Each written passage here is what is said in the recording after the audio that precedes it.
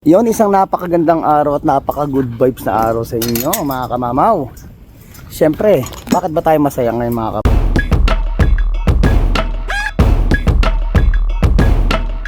kamamaw?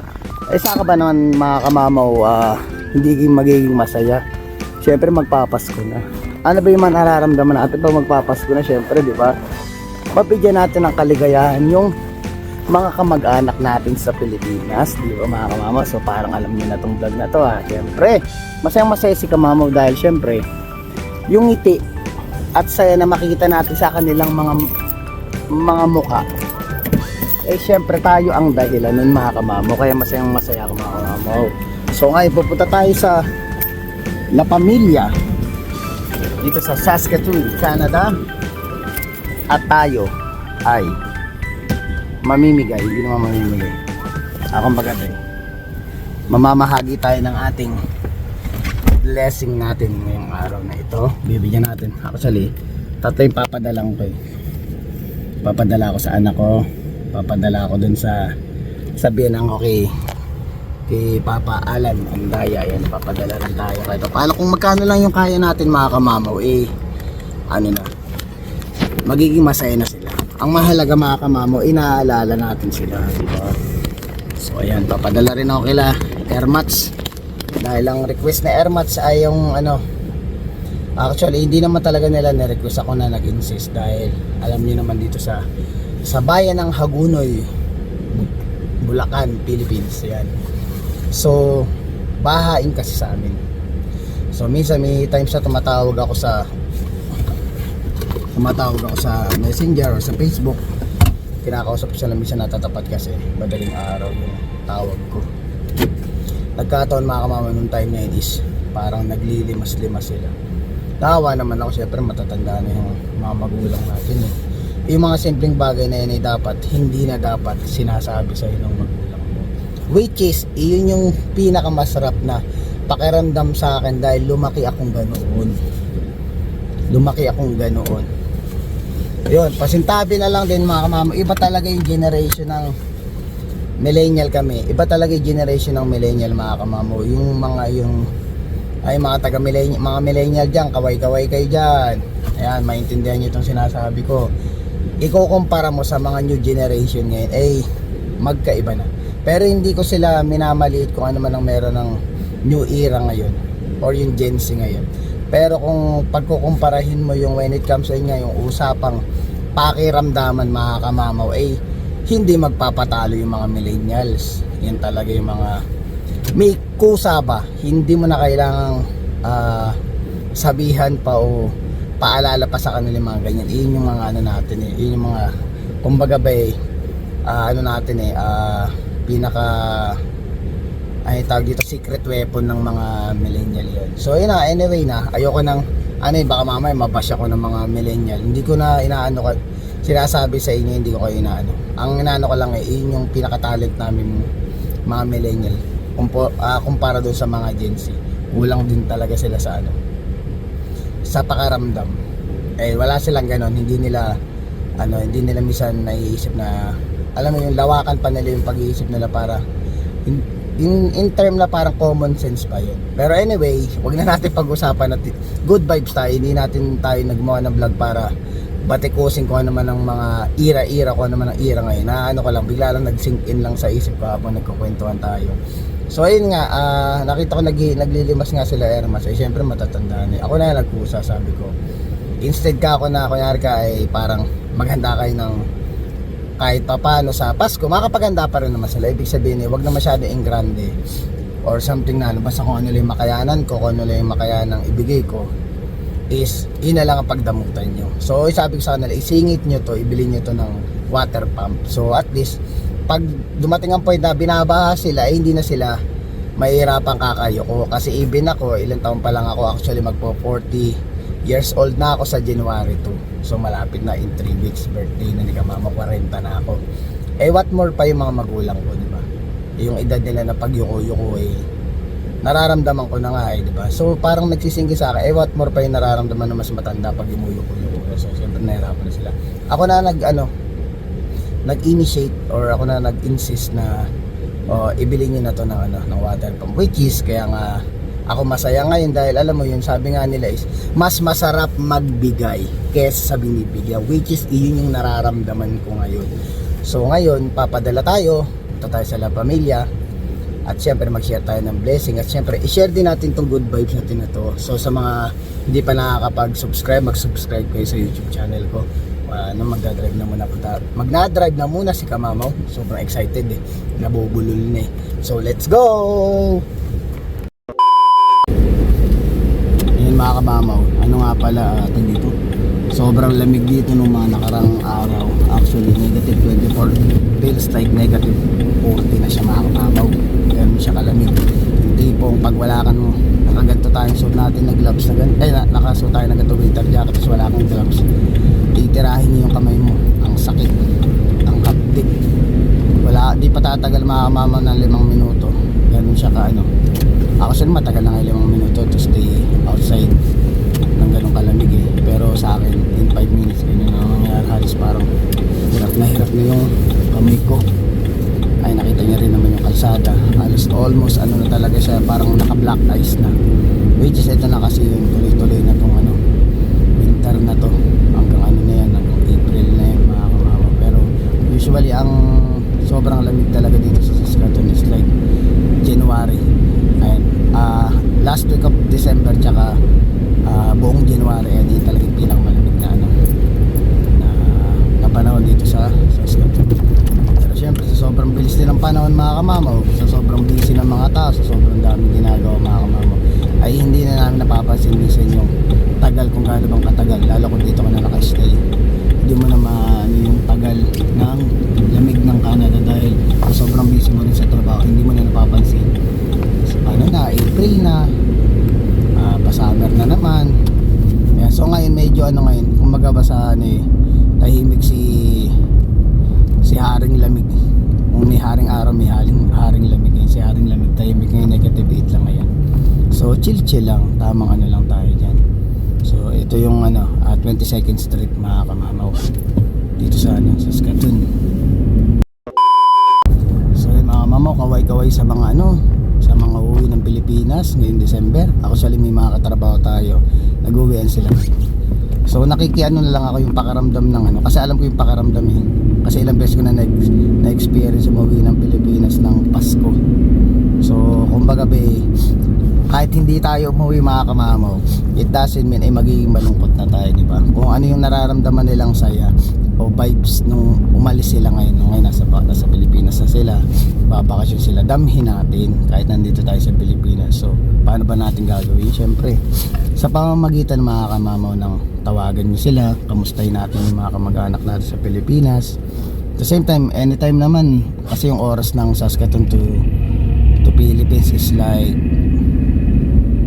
ano ba tawag dito, 14 hours na advance ang Pilipinas, if I'm not mistaken. I'm not sure kung 14 o 12, nakalimutan ko na, sa sobrang tagal nang hindi ako nakauwi. Yan, yun ang ano nun. So ibig sabihin kung umaga dito, like for example alas 8 ng umaga dito, 10 o'clock ng gabi din, tama nga, 14 hours nga. So maibabalance mo pa rin naman yung oras mo. So kamustahin mo sila. Sarap kayo sa pakaramdam mama, makita mo yung mga bata dun sa lugar nyo, kasi dito hindi masyadong mga tao, di ba? Wala masyado lumalabas na bata or mga naglalarong bata sa labas.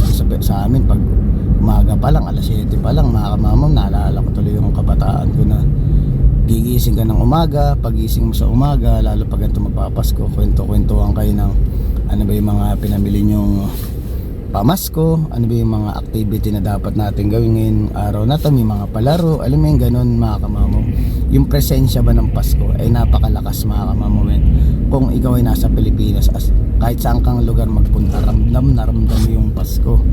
Dito madalang mo na lang maramdaman actually yung Pasko pag ano, nandito ka sa Canada, kasi hindi naman siya ganun katalagang, kumbaga ba parang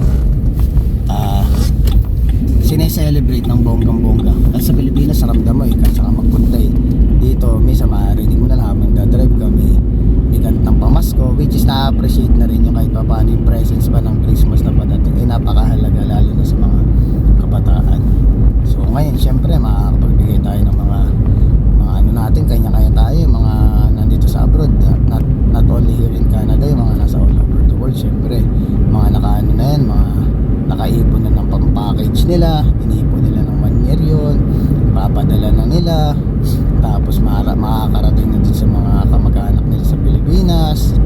Then syempre yung pinakamahalaga din mga mama, yung unboxing, kung gaano ang excitement ng taong nagpadala, kung sino, paano niya binalot, paano niya hinulma yung box at mapuno ng mga kanya-kanyang pasalubong o mga present para sa mga pamilya nila sa Pilipinas. Ganun din sila ka-excite pag in-unboxing na. Kung ang na-excite yung mga nang-unboxing, what more pa yung nagregalo, mga kamama. Ako alam ko yung pakaramdam na ganyan. Kaya kayo siguro sa mga nanonood dito, nako, parang naku, si Kamamo, ramdam namin yung Pasko. Pwedeng nakakaramdam kayo ng lungkot, lalo yung mga nasa abroad, pero yung mga nasa Pilipinas, naku, masasaya talaga yung mga yun, lalo yung mga nagbabakasyon. Kaya mas maganda talaga mga kamam, lalo na yung mga nagbakasyon na kamag-anak nyo sa Pilipinas, hayaan nyo silang i-enjoy nila yung moment na nasa Pilipinas sila, dahil hindi naman natin alam kung kailan ulit sila uuwi, di ba? Kasi ako, mag-8 years na ako, actually mag-8 years na akong hindi nauwi ng Pilipinas, so ganoon na siyang katagal. Pero para sa akin, yung 8 years na yun, parang kung isa-summarize ko lahat ng mga nangyari or mga kaganapan nangyari dito, parang napakaiksi lang panahon ng 8 years na yun. Pero syempre dun sa mga kamag-anak natin sa Pilipinas, yung 8 years na yun, napakatagal na dun mga kamag-anak. Halos kumbaga parang nag-iwan ka ng bata ng 8 years old, pagbalik mo dun 16 na, binata na, di ba? So parang in a way dun sa katulad ng sa mga anak ko, si Kuya Nathan is 13 years old na, and then si Ate Julian is magsi-16 na siya sa January 10. So ayan, dalagat binata na yung mga anak ko, di ba? So ganun ang sirkulo ng buhay, o ganun ang buhay ng isang OFW, hindi lang dito sa Canada. Kaya dapat talaga yan, kamustahin nyo yung mga kamag-anak nyo sa abroad, dahil kumbaga na masaya sila ngayon dahil naibigay nila yung mga regalo nila sa inyo. Yung way ng pagbabalik ng kaligayahan nila, kamustahin nyo sila, lalong lalo na sa Paskong padating. Mga mama, la pamilya, mukhang maraming tao at mukhang marami din magpapadala katulad natin. So yung palitan natin ngayon mga kamama is $41. Palitan ng sa natin, sa Philippine money natin. So sana mas tumaas, bilis pero yung 41 malaki na yun. Welcome to La Familia. Blockbuster. Kaming pila. Padala ko na tatlong masasayang parte ng buhay ko. Ayan, maging masaya sila ngayong Pasko. Tayo papasok na. Nakita niyo naman mga kamamo yung pila sa loob. Blockbuster. Sabi nga nila, kala mo may concert o kala mo may pelikulang pinipilahan. Ganun siya kahaba. So ibig sabihin mga kamamo, ramdam na ramdam. Hindi lang ako nakakaramdam ngayong araw na to. Maraming pamilyang nakakaramdam, lalo na sa mga pagtanggap nila ng mga padala dyan sa Pilipinas. Nakita nyo ang dami. Blockbuster, hindi ko na masyadong binidyo yung mga tao. At syempre, for their privacy na lang din. Kumbaga kung ano nila nahagip ng camera natin yun lang ang ating napakita ngayon. Nakita nyo yung daming tao talaga. So ngayon papasok na ako. Inabot ako ng almost 30 minutes bago ako ang makasalang doon sa padalaan. Ganong kadami ang tao. Tinanong ko din si ate, nakalimutan ko yung pangalan natin sa padalaan. Kahapon din daw, ganun din daw yung pila ng mga nagpapadala. Talagang marami mga mamo, Pasko talaga. Paskong Pasko na. Tsaka syempre hindi naman natin masabi yung tapat ng sweldo. Katulad yan, nung nakarang Friday yung sinweldo natin, which is ano yun, anong petsa yun,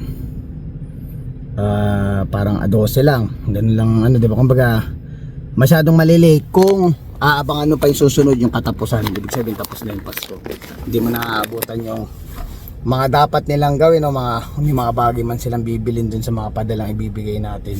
Late na yung katapusan, ito yung pinaka maagang pagbibigay. Tsaka sakto diba, meron pa silang almost 2 weeks para mapagandaan. At syempre ma-enjoy nila yung Pasko sa Pilipinas. So ngayon papasok na ako. Ine-expect ko mas maaga kapalsik yung nakayoko kasi itong sanitizer ko. tumalsik. So ayun, tapos ngayon, nawala na ako ngayon. Papasok dapat ako mas maaga pa sa expected ko dahil nga overtime. Siyempre, pagkatapos ng mga bagay na hindi naman kailangan puro padala, kailangan din natin magtrabaho, diba? So ngayon, magbabawi tayo na ngayon. Papasok na ako ng maaga o overtime na ako. Buti na lang, thank God at may overtime kahit papano. May overtime pa sa Pasko. Hindi ko sure kasi mga kamama dun sa trabaho natin, hindi ko sure kung exactly in ba talaga schedule namin sa next week from 24 to 27. Parang naka day off kami, so 2 days off kami noon dahil Friday, Saturday. Yung Pasko is holiday bayad, yung 24 hindi siya holiday, but I think next 27 Sunday, alam ko parang start din namin yon. So instead na double pay ka ng linggo, pagpasok mo ibabayad na lang nila sa Wednesday. So mangyayari, madadagdagan lang kami ng extra day off. So magiging 4 days off kami next week. Bayad ang 2 araw, 1 day off. So okay na rin na kumbaga para ka na rin nag-request ng bakasyon mo dahil Pasko naman yun mga kamama. So Pasko naman, magpahinga ka naman, mag-relax ka naman, enjoy mo yung ating oras, lalo na ako, enjoy ko yung oras ko, kasama ko yung pamilya ko, at syempre, kasama ko yung maliit kong bata, at ang ating mga American bully. Yan o, kalmadong linggo, masarap na simula, first day of work this week, let's go! 1 year later. Break time na tayo mga kamaama. Ay pala, kamutik ako pa makalimutan. Happy birthday pala sa kapatid ko yung sa sumunod sa akin. Happy birthday kay Angelito Kapili. Ayan. Tag dito, iwas-iwasan mo rin pag inom-inom mo. Lakas mo yung mga kamama. Actually kasi yung lahi namin makinginom lahat yan. Ako lang ata ang nasalit. Ampun ata ako ng Kapili. Hindi ako makinginom lahat ng mga from tito ko, yung mga lolo ko, mga malalakas mag-iinom yan. Ako lang ata ang nasalit sa Kapili at saka sa Pascual na hindi nag-iinom. Kaya happy birthday sa'yo, ingat ka palagi. Yan, pa-out na tayo mga kamamaw. So kahit pa paano nagkaroon tayo ng 2 hours. So ako naman yan ang bumabanat ngayon mga kamamaw, para kahit pa paano may pang Noche Buena naman kami ni Mrs. diba? So ang balak namin is magluluto kami ng steak. Syempre kahit pa paano maging masarap naman ang ating ang bandiklak. 2:08 mag-out na ako kasi to parang 3:37 ako nag-in. So kailangan 8:08 para maka 2 hours tayo. So syempre kahit pa paano makatikim naman lang kami ng steak. Madalang sa patak ng ulan, hindi pa nga ulan, ambon lang na makatikim kami ng mga ganong klaseng pagkain. Dahil syempre hindi rin naman namin inaano yung sarili namin na kung talagang mas importante yung mga bagay na dapat unahin, yun yung pinapriority namin. Kaya okay lang, masarap na rin yung madalang ka makatikim. Ang balak sana, daan kami sa Costco, tapos bili kami ng tomahawk na kami pating. Yan, parang steak lang, tiki-tiki sa kami nung dalaga namin, tsaka si Mrs. Then si Jacob, subo-subo lang naman yan Sama namin ng asparagus na naka-sauteed sa butter. Naku, sarap. Tapos o kaya mashed potato. Sabi ka kami, minsan try ko kasi siyempre madalang lang yun Tsaka ngayong December medyo matindi atang cheat day natin. Nakakaisa na akong cheat day ngayong December. So siyempre Pasko pa, diba? Medyo maiwasan walang cheat day. Pero siyempre kahit paano, high in protein naman yung kakainin natin. So sabi ko nga sa kanya, dahil nga parang nananakam ako kaysa mashed potato, minsan lang mag-steak. Sabi ko mas masarap garlic rice, diba? So yun ang try namin ni Mrs. ng lang namin, parang handa namin ng December. Hindi naman namin kailangan ng sobrang daming pagkain at tatlo lang namin kumakain. Kami kumakain. Sandali, pinipage ako ng manager, ng supervisor. Siyempre masaya na naman ang mga kamag-anak natin sa Pilipinas, yung mga napadala natin. So nakausap ko na sila, nag-message na sila na na-receive na nila yung mga padala ko. So ayun, syempre masaya ako ngayon dahil alam ko sa Paskong darating masaya sila. So ayun mga kamama, ako iuwi na at ako'y magpapahinga na at magkita-kita tayo sa mga susunod na ating mga vlog. Dahil may vlog akong gagawin mga kamama, talaga ng pagkagising ko pa lang. Iba-vlog ko siya kung ano yung talagang ginagawa ko araw-araw. Yung araw-araw na ginagawa ko kasama ko si Jacob. Para makita rin ng mga manonood na kung gaano ba ako talaga kumbaga ka-busy. Yung ginagawa ko, hindi nyo alam kung bakit, baka mamaya maisip na iba, paano nagagawa ni Jeremy lahat ni kamamaw lahat to? Siyempre ginagawa ko hindi, siyempre para sa pamilya ko at siyempre para sa anak ko. So ayun, maraming salamat mga kamamaw. Please don't forget to like, share, subscribe, and hit the notification bell for more updates of my video. See you mga kamamaw.